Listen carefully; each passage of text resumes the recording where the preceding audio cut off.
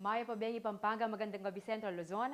Sa ngalan po ni Koyang Justin Dizon, ako ay inyong lingkod, Liana Canilaw. Ito ang POV, ang news program ng CLTV 36. Narito na po ang mga balita at impormasyon na kailangan ninyong malaman ngayong araw, Martes, January 7.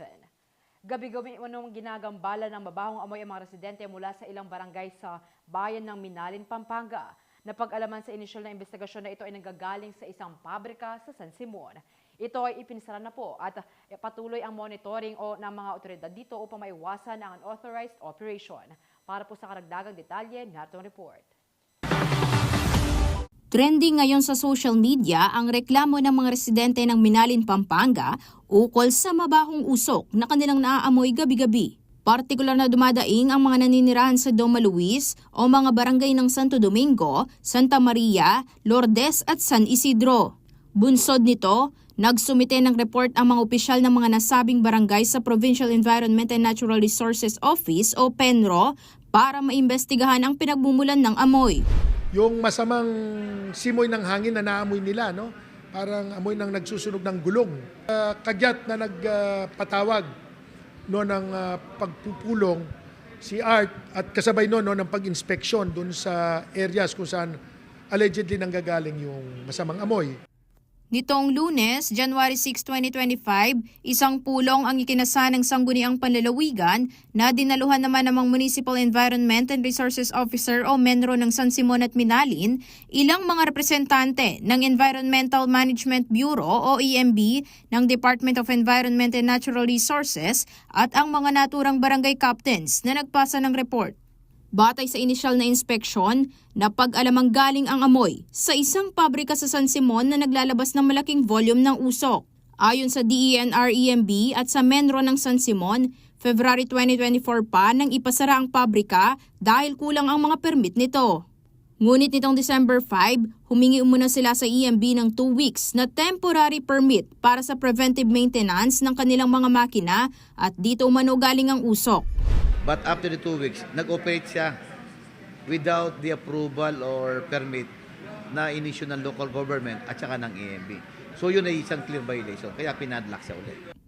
Bagamat naipasara na muli nitong umaga ng January 6 ang mga makina ng pabrika, magpapatuloy pa rin ang monitoring ng MENRO ng San Simon at Minalin upang maiwasan ang unauthorized operation nito.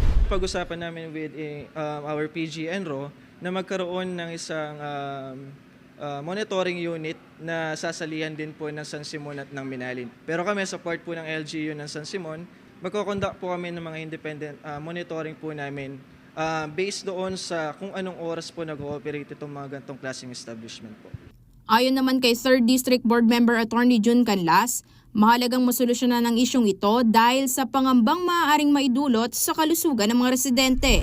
Ikaw ba naman makakalanghap ka ng hangin na merong mga particles siya na galing sa sunog na goma ng mga gulong, talagang mag-aasma ka, no? It will trigger many mga lung diseases yan.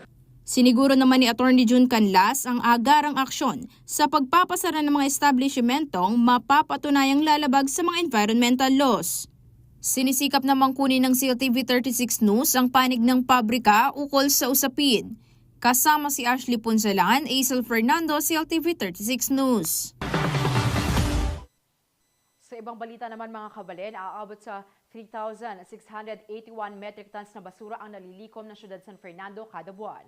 Sa kabila nito, dumarami na raw ang mga residente na natututo mag-segregate ng basura na nagiging dahilan ng mas mababang residual waste. Ang kabuuan ng detalyeng yan, ibabalita ni Lizen Mortel. Tapos na ang holiday season pero ngayon pa lang nagpapareband ang 53 years old na si Maida Pagcook. May paparating na okasyon daw kasi sa kanilang bahay sa Barangay Alasas, Ciudad San Fernando, kaya naman kailangan niyang magpa-beauty. Pero bago pa raw ang kanyang personal wellness, una nang naglinis ng kanyang bakuran si Maida. Pagdating sa basura, kasing importante raw ng tuwid na buhok ang proper waste segregation para tiyak aniyang kukunin ito agad ng mga basurero. Presko sa paningin, 'di ba? Maaliwalas, malinis, walang sagabal. Kahit na sinong pumunta, hindi ka mahihiya dahil nakasegregate yung basura. Madalang lang naman talaga na maglagay kami yung nabubulok kasi mayroon kaming alaga dito. Sa kapitbahay, mayroon silang aso. Bago ko ilagay sa nabubulok, kung makakain pa nila, ibibigay namin sa mga animal. 8 katao ang kasalukuyang nakatira sa bahay ni Maida kasama ang kanyang mga anak at apo. Ang buong mag-anak, praktisado na raw ang proper waste segregation. Kasi para sa amin naman yun di ba? Lalo na kami, yung mga apo ko, marami sila. Kaya maganda yung nakasegregate para hindi halo-halo yung basura. Sa buong siyudad San Fernando, mahigit 11,000 cubic meters ang nalilikom na basura kada buwan ayon sa City Environment and Natural Resources Office o CENRO. Ang bawat garbage bin na ito ay may kapasidad na 32 cubic meters ng basura. Kaya kung susumahin, aabot sa 346 garbage bins ang basura ng siyudad buwan-buwan. Pero ayon sa OIC ng CENRO na si Gemma Doble, dumarami na raw ang pamilyang natututo sa wastong paghihiwa-hiwalay ng basura mula pa noong 2024. Ang waste ay well managed, it is segregated kasi the biodegradable should not be included in the garbage collection. Dapat ginagawa itong pataba, no? And then the plastic, it should be segregated kasi na-upcycle natin yan no, na-upcycle. So, the only waste that should be accepted in our transfer station is the residual waste. Kung dati ay 15 to 20% ang mga nalilikom na basura ang maituring na residual waste o basurang hindi na maaaring i-recycle, bumaba na raw ito ng 6 to 8% buhat noong April 2023. Definitely, nakakatipid tayo, no? Hindi tumataas yung budget natin when it comes to the hauling and tipping fee ng ating garbage collection compared to other local government units. Ipinaalala rin ni Doble na mahigpit na ipinagbabawal ang pagsusunog ng basura sa mga pamayanan dahil wala itong mabuting maidudulot sa kapaligiran. Wala pong scientific basis po yung sinasabi nila ang pagsusunog ay makakalaki sa puno. Hindi po, makakasunog ay makakabutas pa po yan ng ozone layer. Nakakaya sa mga katabing bahay, lalo na kung may sanggol, yung usok, baka magkasakit pa sila. So, ayan, hanggang sa ibubukod na lang namin yung dahon. Samantala, nais ding ipagbigay alam ng CENRO ang schedule ng garbage collection sa mga major thoroughfare ng siyudad San Fernando, partikular sa MacArthur Highway at Jasa. Huwag na rin daw magtangkang itapo ng palihimang mga hindi segregated na basura sa mga highway ng siyudad dahil bantay sarado rin ito ng mga enforcer ng kanilang tanggapan. Makisabi akong mayap na makipagtulungan tayo, waste reduction, waste segregation, proper waste management po sa ating mga sariling bahay. Lizen Morten, CLTV 36 News. Kabalen, ilang araw na lamang po at magsisimula na o opisyal na magsisimula ang election period. Yan po ay sa darating na linggo, January 12. At kanina po sa pag-iikot ng CLTV 36, inalam po natin kung ano yung mga hiling ng ating mga kabalen dito sa Ciudad San Fernando sa parating na halalan at kasama na po rito ang kaayusan at kapayapaan. Para po sa detalye, narito ang report. Magsisimula na ngayong January 12 ang election period at magtatapos sa June 11. Alinsunod ito sa Resolution number 10999 ng Commission on Elections o COMELEC. Muli namang ipinaalala ng Philippine National Police o PNP nitong Lunes, January 6 ang pagpapatupad ng gun ban upang mapanatili ang peace and order sa panahong ito. Kabilang sa mga exempted dito ay ang law enforcement agencies, justices, judges at ilan pang individual kagaya ng mga kahera na humahawak ng malalaking halaga ng pera. Inaalam at ina-assess na rin daw ng kapulisan ng mga lugar na mayroong election risk factors. Magkakaroon ng color coding sa mga ma-identify na election areas of concern o EAC, green, yellow, orange at red. Ito ay nakabase sa presensya ng private armed groups at gayon din sa matinding hidwaan ng mga magkalabang kandidato.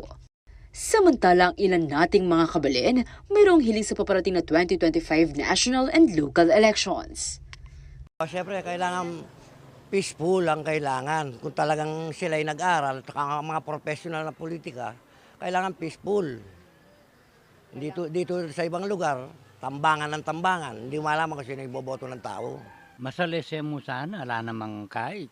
Sport mo eh. Pero sa kitang, alam mo, may Mario kami, potang kami, may baryo-baryo lang, may papate-pate lang. Tungkol mo kayong eleksyon.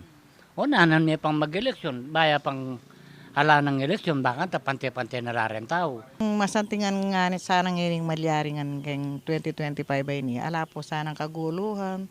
Tsaka masantingan po sana rin. Denggang manungkulan detang masantingan paket. Pating dengkatam kandidato, itang mapayapa. Alang nanuan kasunggalit. Mga tayang buriming malyari. Bukod pa sa mga checkpoint ng PNP, magkakaroon din daw ng COMELEC checkpoint sa iba't ibang bahagi ng bansa. Base na rin sa kasaysayan ng eleksyon sa isang lugar. Liana Canilaw, CLTV 36 News. PO viewers, wag po kayong aalis at kami magbabalik para sa iba pang mga balita ngayong araw.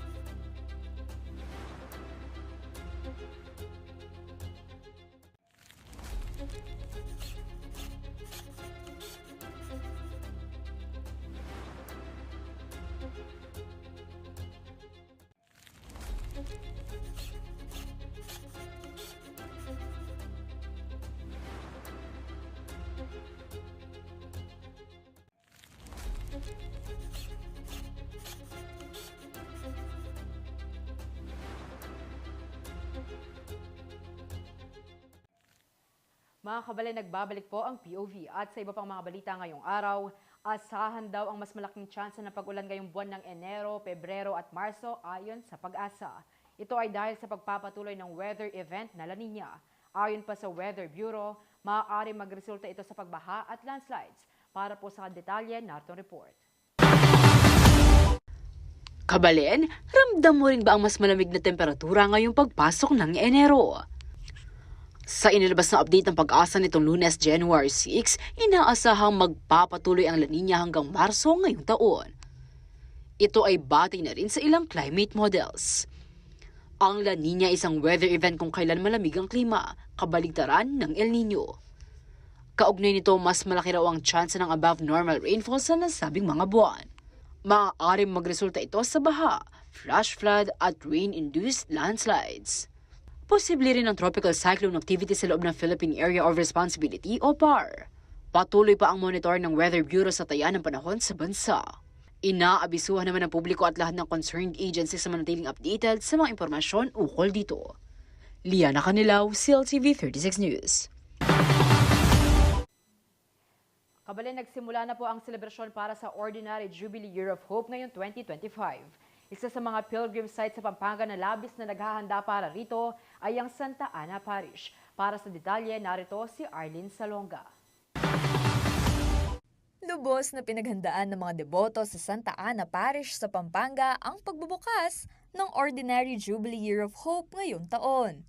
Napili ang naturang simbahan bilang isa sa 52 pilgrim sites sa Central Luzon para sa Jubilee 2025. Dahil magsisilbing special place of prayer for pilgrims ang Santa Ana Parish, pinalamutian ng mga dilaw na bulaklak ang bukana nito. Idinaos din ang opening rites sa San Joaquin Chapel na sinundan ng pilgrim procession nitong linggo, January 5.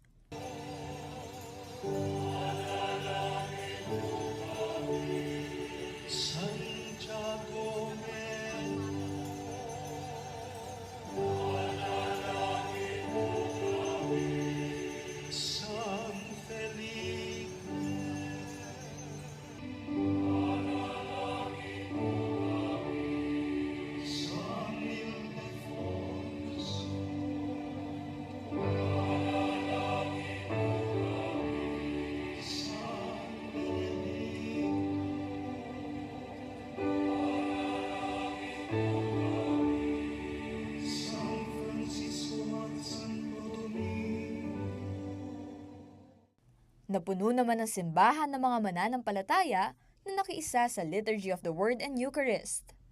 Ayon sa kanilang kura paroko na si Reverend Father Reynaldo Cruz, bilang pilgrim site, misyon ng kanilang parokya na tanggapin at gabayan ang mga pupunta sa Santa Ana Parish. May itong yang kalam at grasya, itampong taga Santa Ana, may piliya ing pisamban tamo, ing parokya tamo, ing balayan tamo keti, anting meto pong pilgrim site ing binang sabyan, ding tao saklulang grasya kay katamong ini, potang muntala keti. So nung saklula pong grasya king parokya tamo, pakikwanan tamo po, potang saklula, dakal ing kalam, dakal ing grasyang bakalanda, kaulida keti at kay badang big pilgrimage. Ang mga nais namang bumisita sa iba't ibang Jubilee Church ay may dalang pilgrim's passport na maaari nilang ipatatak. Sa Santa Ana ay may 500 na silang ipinamahagi para sa mga tutungo sa Pampanga Pilgrim Sites. Reta pong bisang mag-pilgrimage, karing siyam parishes o shrine, at intam po inaus na pong passport. Makatatak na po itang Santa Ana. So, 8 na lang mo pong puntalan nyo. So, muna po yung shrine na po ng Apong Makalulo, King Angeles. Kadwa po yung Our Lady of Grace, Mabalakat.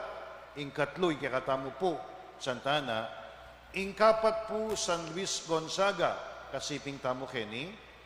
Kaibat po yung San Nicolas de Tolentino, Paris, King Macabebe. Ing Santo Tomas, Apostol Paris, Santo Tomas. Archdiocese of the Shrine of Our Lady of Lourdes, King Cabetican Bacolor. Santa Rita de Casia, ang Popoing Metropolitan Cathedral ng San Fernando. Ang Jubilee of Hope ay isang traditional celebration na karaniwang idinaraos tuwing ika-25 o ika-50 taon na may layuning isulong ang pagbabalik loob, pagpapatawad, at pagkakaisa ng mga mananampalataya.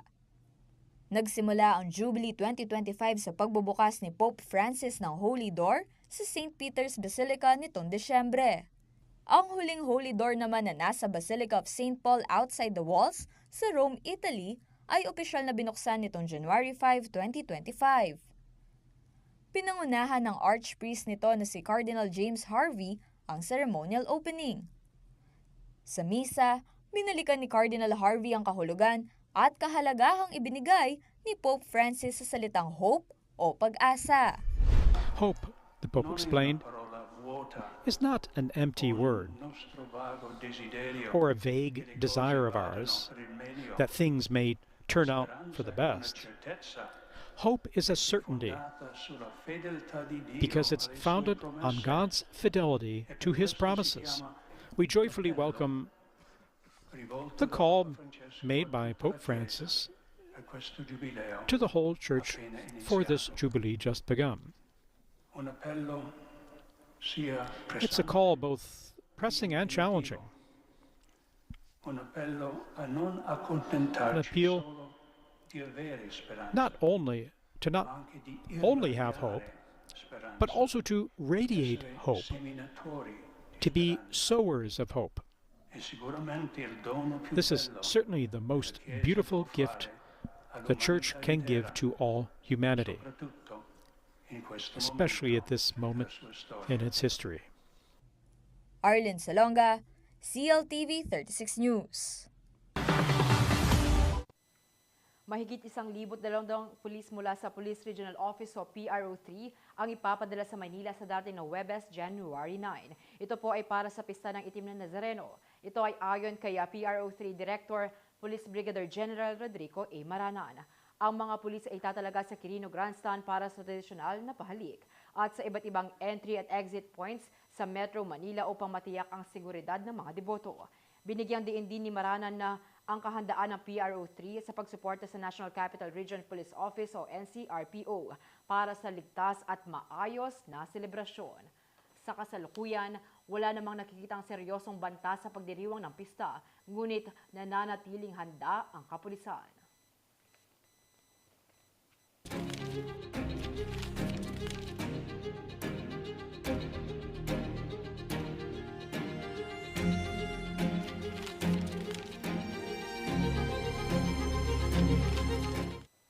Huwag po kayong aalis at magbabalik ang POV dito lamang sa CLTV 36.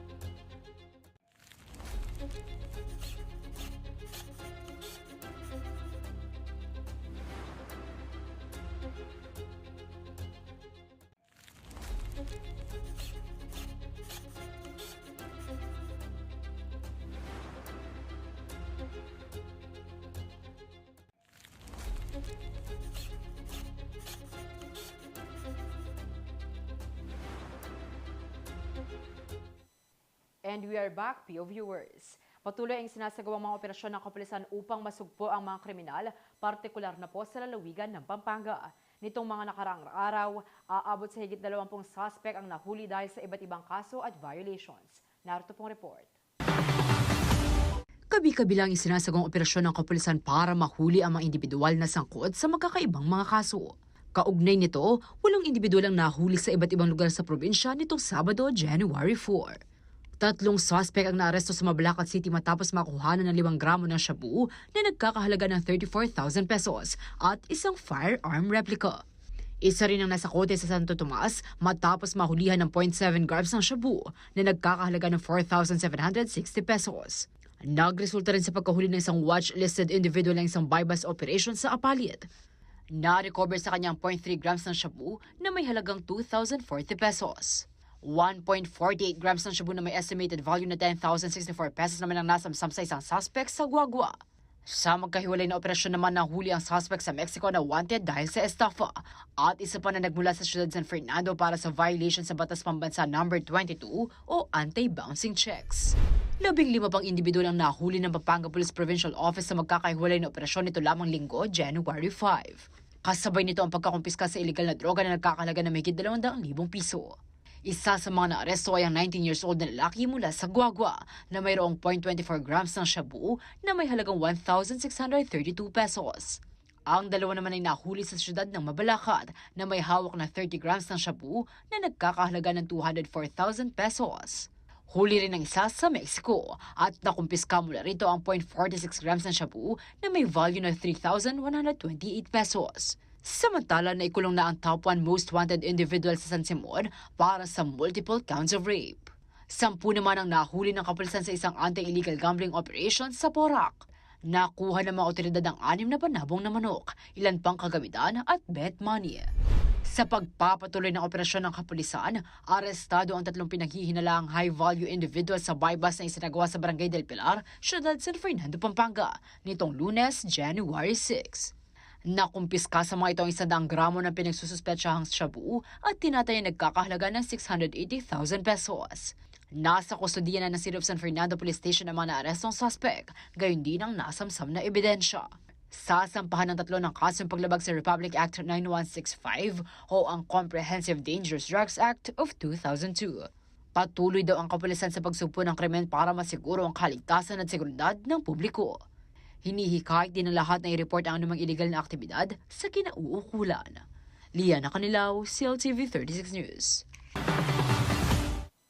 PO viewer, nakatanggap ka na ba ng bagong plastic na pera?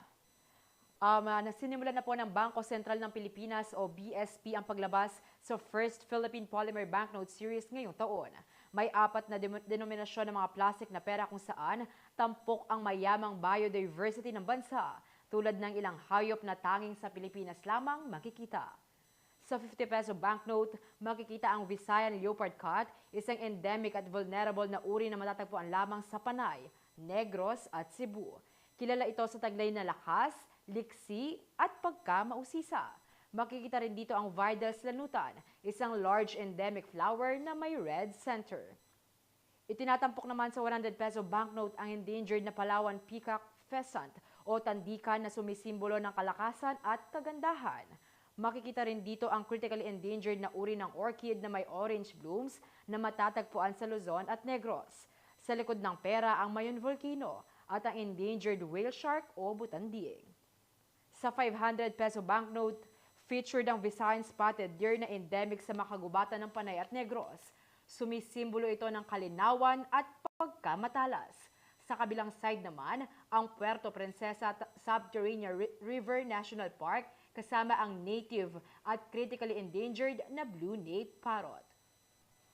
Samantala, ang pambansang agila na tampok sa 1,000 peso banknote ay sumasalamin sa katatagan at kalayaan ng mga Pilipino.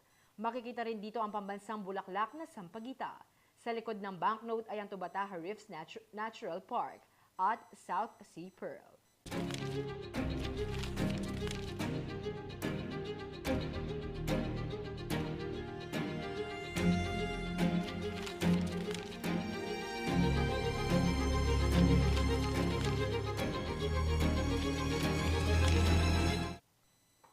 Sa kabaling balita naman na mga kabalen, inanunsyo ng City Public Employment Services Office o PESO ng San Fernando, Pampanga ang mga job vacancy ngayong 2025 para po sa mga naghahanap ng trabaho. Kabilang sa mga kumpanyang nangangailangan ng empleyado ay ang Alorica, A-Best Express Incorporated, Kenny Rogers Roasters at Mang Inasal. Para sa mga interesado mag-apply, maaaring makipag-ugnayan sa PESO sa mga sumusunod na numero at email address: 0912-271-6694. Inuulit ko po, 0912-271-6694, 0998-883-0253, 0933-860-7806, at sa kanilang email addresses pesojobs.csf@gmail.com, pesocsf2019@gmail.com, si peso at cityofsanfernando.gov.ph. Bukas po ang CSFP Peso mula Lunes hanggang Huwebes, 8 a.m. to 7 p.m.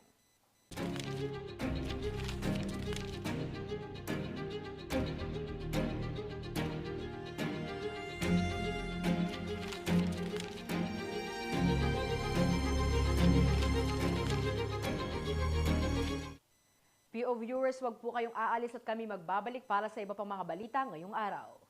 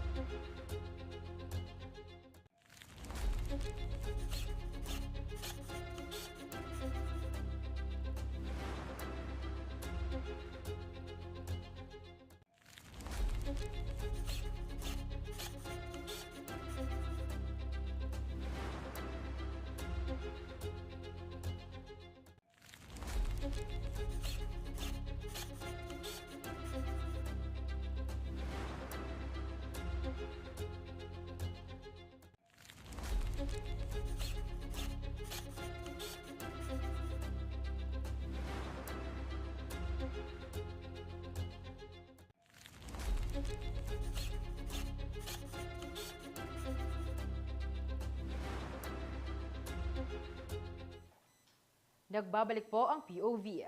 Ito mga kabalen, nananawagan ng pamunuan ng Jose B. Lingad Memorial General Hospital o JBL-MGH sa Ciudad San Fernando, Pampanga ng mga blood donor dahil sa kakulangan ng kanilang supply sa blood bank.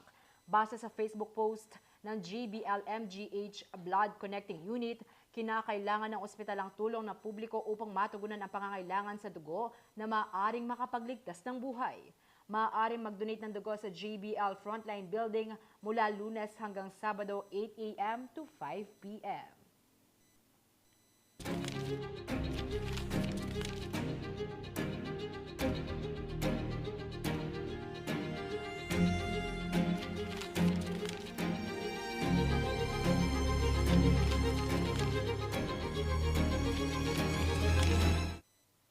Sa ibang balita, matapos ang desisyon ng Korte Suprema na pumabor sa Business Conversion and Development Authority o BCDA na ibalik na sa ahensya ang 240 hektaryang leased areas ng Camp John Hay nitong Lunes, January 6.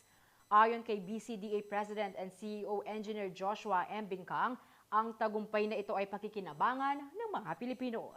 Dagdag pa niya, magdadala ito ng mga bagong oportunidad maging mga proyektong magbibigay ng trabaho at magpapalakas ng ekonomiya.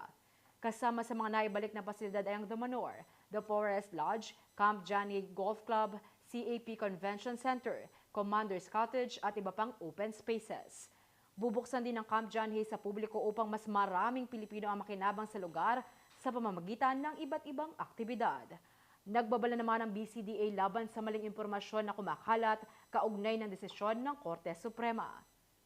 Samantala, ilang turista at empleyado ng Camp John Hay ang na-stranded sa labas ng leisure estate nitong Lunes ng umaga dahil sa halos 3 oras na lockdown habang ipinatutupad ng court sheriffs ang government takeover. Ayon sa inilabas na ulat ng Inquirer.net, bandang alas 8 ng umaga nang harangan ang lahat ng access roads at inalis din ang mga ito bandang alas 10 ng umaga.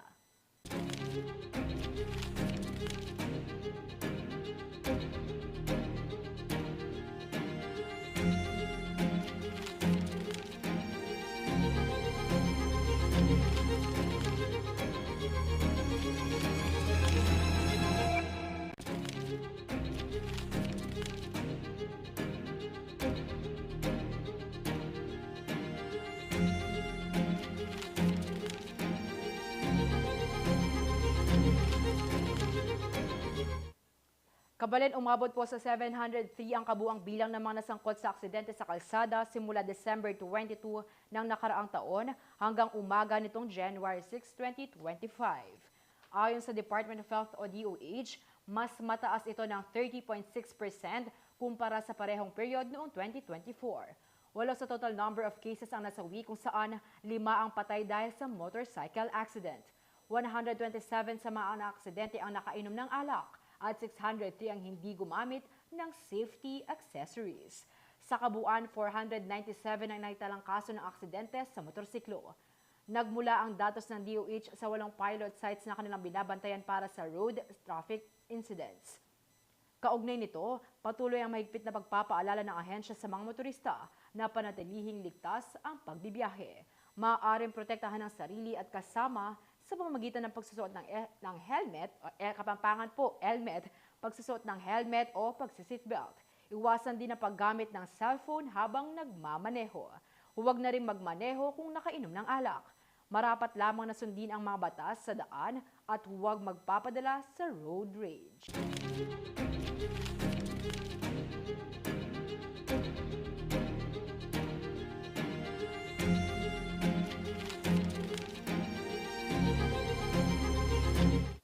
Maraming salamat po sa inyong pagsubaybay sa Point of View o POV. Bukas po, samahan niyo ulit kami dito sa POV at muli ako ang inyong lingkod, Liana Canilao.